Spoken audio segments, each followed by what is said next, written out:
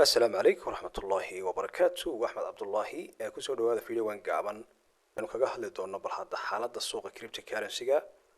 ووايد دمبرنتي حساب بدن لهيد عادنا وكعسنايد waxaa jirtay falanqayn aynu ku sameynay bishii March suuqa cryptocurrency-ga oo runtii xilligaas Bitcoin-ku ay si waaliya ku socotay kadib markii loo ansixiyay ETF-ka oo ay hay'adii hore jabisay markaa waxaynu sii sheegnay ama aynu sii saadaalinay Bitcoin-ku inaanay sii socon karin ee u baahan tahay inay soo nasato markaa waxaynu saadaalinay in laga yaabo inay ku soo nasato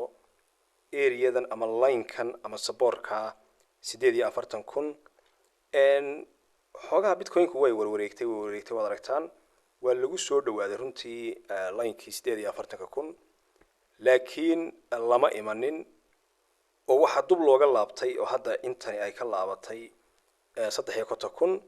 marka waxaan oran karnaa runtii waa la sigay 48,000 in la yimaado saadaashiina waxaad moodaa 90% sidii aynu rabnay inay u dhacday sababtu waxa weeye dadka qaarkood waxay moodayeen in Bitcoin iska sii socon doonto oo 100,000 iyo iska tagi doonto si maaragtay line toosana straight way inay u tagi doonto 100,000 dadka runtii aan suuqa fahansanayn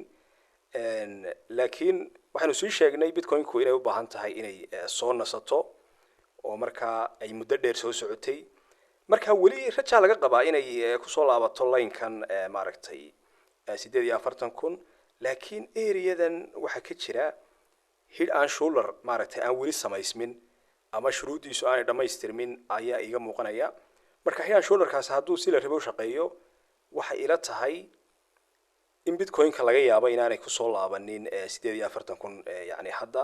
oo maaragtay laga yaabo dhowr iyo 80,000 inay tagto inta aanay soo nasan ka hor marka isha ayaynu ku haynaynaa saadaashana waxaad moodaa runtii in sidii la rabay ay 90% u dhacday laanahu dadka aan maaragtay suuqa fahansanayn oo kale inta yare fake break out kan laga dhex baxay levelkii hore ama resistance-kii hore ama meeshii hore ka soo laabatay Bitcoin-ku oo ahayd 68,000 inta yare fake break out ka dadka qaar baa waxay moodayeen in maaragtay la jabsaday oo laga tagay laakiin samay dhicin marka had iyo jeer ba dadka suuqa ku cusub ee aan suuqa fahansanayni waxyaabaha dila waxa kamid ah in suuqa meel sare ay ka galaan marka lagu soo nastay correction ku dhacana ay ka baxaan marka taas dabcan waa khasaare haddaad samayso buy high sell low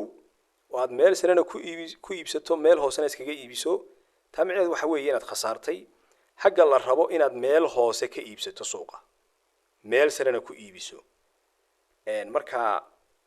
dadkaas cusub waxa kala tanay inaanay degdegin oo marka ay suuqa aanay daba ordin si ay uga badbaadaan khatarihiisa meesha ka saari mayna saan sheegay in Bitcoin-ku ay maaragtay waliyaha ku soo laaban karto laakiin taa waynu sugaynaa oo dabcan suuqa falanqayna kale ku samayn doonaa marka ay maaragtay heeraan sholarkaasi uu kala cadaado waxaynu kaloo iyana saadalinay coin-kii markaa aynu falanqayna waxa kaloo kamid ahaa coin-ka weyn Ethereum oo markaa isagana xilliga marayay 3,500 oo aynu sheegnay markaa in uu isaguna u baahan yahay inuu ku soo nasto area-dan 2,724 isaga waxaad moodaa runtii inuu aad ugu soo dhawaaday meeshii aynu ka filaynay laakiinse isaga qudhiisu muu imanin waana laga yaabaa hadda inuu yimaado isaga rajaynu ka qabnaa inuu iman karo oo ku nasto coin-kan Ethereum wax weyn baa runtii ka soo socda waxa loo ansixiyay ETF waynu ognahay ETF-ku waxyaabaha uu sameeyo Bitcoin-ka markii loo ansixiyay iyadoo dhowr iyo 30 maraysa sidii ay u kacday waa laga warhayaa marka Ethereum-ka waxa laga filayaa runtii inay samayso maaragtay wax qeyl caadiya ilaa 10,000 ayaa la saadaalinayaa marka waa coin runtii aad iyo aad mustaqbal u leh isaga iyo maaragtay ecosystem-kiisa ama coin-ka ku dulisan in runtii laga warhayo way tahay laakiinse markiiba wax dhacaya maaha oo waxa weeye ETF-ku isla markiiba effective ma noqdo Bitcoin-ka wayna ogeyn markii ETF-ka la ansixiyay yani muddo dhan baa aan waxba dhicin oo la lahaa maxaa dhacay ETF-kii la sheegayay maxaa ka khaldamay laakiin markii la orday marka ayaan laga tagin marka Ethereum waxaan oran karnaa isaga qudhiisa saadaashii inuu soo nasta ahayd isaga qudhiisu successful bay noqotay oo runtii dee in yar baa loo jirsay waad aragtaa meeshii aynu sheegnay marka isaguna runtii haddaad areadan ku aragto lagu soo nasto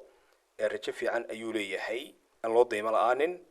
waxaa kaloo ka mid ahaa coinankii aynu falanqaynta ku samaynay maaragtay aynu wax kasii sheegnay ama aynu sii saadalinay coinka Afagas xilligaa wuxuu marayay 64,000 ayuu marayay oo meelahaas ayuu marayay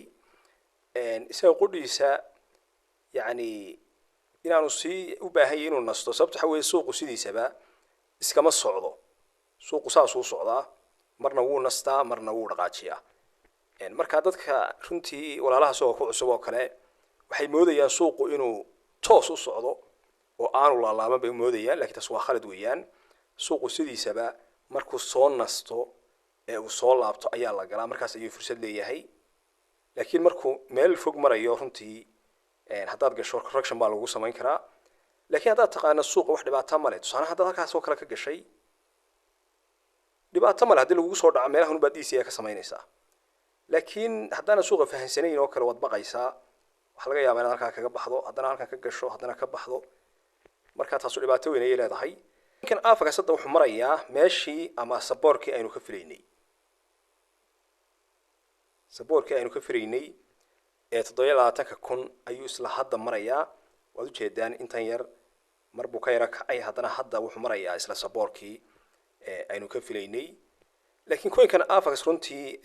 waxa ka muuqanaya inuu samaystay head and shoulder inuu samaystay runtii taas oo markaa haddii ay shaqayso laga yaabo inuu soo gaaro maaragtay levelkan ama saboorka $16 laakiin waxaanu ilaahay ka rajaynaynaa inay fashilanto head and shoulderkani kulli hadda intanay soo riday marka coinka Afagas runtii bal ilgaara ku haya la iska ilaaliyo sababta waxa weeye head and shoulderadu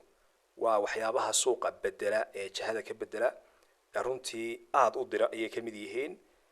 marka isaga ilgaar ku hayn doonaa dabcan falanqeyna kale suuqa ka soo samayn doonaa iyo xaaladiisa marka isaga kor ayaynu haynaynaa kule dhalinyarada traderska waxa leeyahay iska ilaaliya oo ilgaar ku haya insha Allah coinkii afraad ee aynu maaragtay falanqeynay ama aynu wax ka sheegnay waxa kamid ahaa coinka Doge runtii coinka Doge waa coin anigu aan jeclahay ka Axmed ahaan waana runtii coin aan jeclahay habka u dhaqaaqo coinka Doge xilligaa wuxuu marayay 14 senti ayuu marayay waxaanu sheegnay meesha ugu wanaagsan ee runtii lagu gaadi karo inay tahay saboorkan runtii ku beegan 10 senti runtii si wanaagsan ayuu u soo gaaray wad aragtaan uu soo socday saboorkii aynu rajaynaynay uu soo gaaray wax yar ayuu maaragtay fake breakout ku sameeyay kadibna si wanaagsan buu uga laabtay runtii waana laga faa'iideystay oo intanna waxay kacday 35% 36% meelahaas ay kacday marka dabcan dhalinyarada traderska ah oo kale hadda waabay ka baxeen oo haddaad tahay trader sidiisaba qofka traderka ahi suuqa wuxuu ka galaa support buu ka galaa resistance wuu uga boodaa haddaad support ka gashay resistance baad uga baxaysaa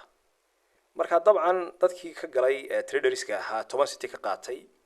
waxay kaga baxeen 13 senti markuu marayay sababta waxa weeye areadan line-kan waxa weeye waxa ka jira meeshan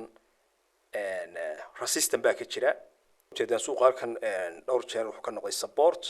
waa la soo dhaafay waxa laga filayaa markaa inuu resistance noqdo marka dabcan Doge si fiican baa looga faa'iideystay waxaan oran karnaa 100% weyn ku guuleysanay saadaalintii aynu ka sameynay Doge Afagas qudheeda meesha aynu saadaalinay bay joogtaa laakiin head and shoulder ka samaysmay ayaa laga yaabaa in wax badan bedelo Bitcoin waa ku soo dhawaatay Ethereum way sigtay marka ma sha Allah runtii suuqani faa'iido badan buu leeyahay qofka waxa laga doonayaa in aanu degdegin oo aanu suuqa ka baqan runtii suuqani dadka degdega iyo dadka baqda labada midna uma wanaagsana oo dadka baqdaana marna way galaan marna way ka baxaan marna way galaan marna way ka baxaan dadka degdegaana meelo sare ka galaan oo iyagana dhibaato ku timaada